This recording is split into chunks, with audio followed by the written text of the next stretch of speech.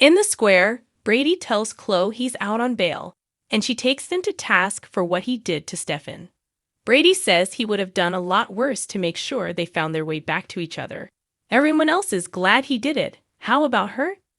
Chloe knows he was just trying to undo what Kristen and Lai did, but Rachel still hates her.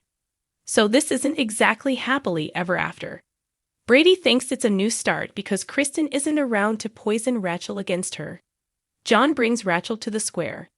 As Brady hugs his daughter, Rachel spits it's all Chloe's fault her daddy was in jail. As Rachel yells at Chloe, John scolds his granddaughter. He leads her to the bench and explains that her father knows all about not wanting someone to replace their mother. John tears up and says Rachel's grandma Marlena could explain the story so much better than he could. Rachel misses her too.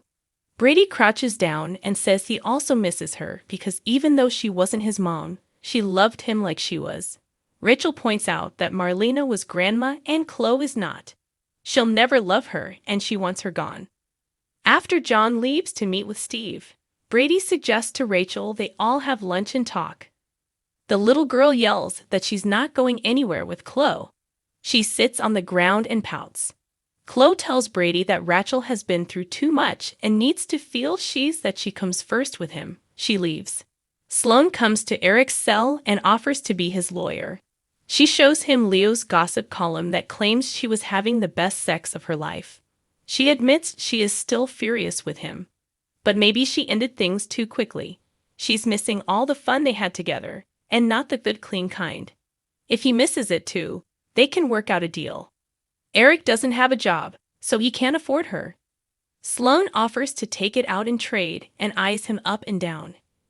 In the dinner living room, E.G. reiterates to Nicole that he's going to doze Stefan into getting him booted out of the company. Johnny walks in and overhears the last part. E.J. explains that the vial Johnny found was Stefan's.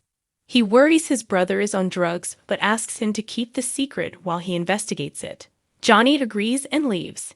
E.G. muses to Nicole that since Johnny is so fond of his uncle, he will be the perfect eyewitness to Stefan's sad decline.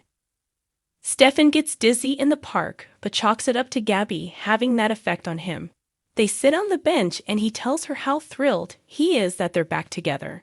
She reminds him that she is still married to Lai and details the terms. A woozy Stefan steadies himself as Gabi explains she only signed the contract because she was feeling rejected by him. Now that Stefan is back to himself, she'll tell Lee to stick his shares where the sun doesn't shine. Stefan assures Gabi he wants to be with her. But in order for her to be his CEO, they'll need board approval. He blames Dr. Rolfe for his feelings so fuzzy, and then states they don't have enough votes without Lai's shares. She says even if she gives Lai his shares back, it will revert to status quo. Stefan grins and says not if EJ is incapacitated. An enraged Lai throws his phone in the apartment, barely missing Wendy. Lai apologizes and explains Gabi lied to him about where she was going. He tracked her phone to the park, and he knows exactly who she's with.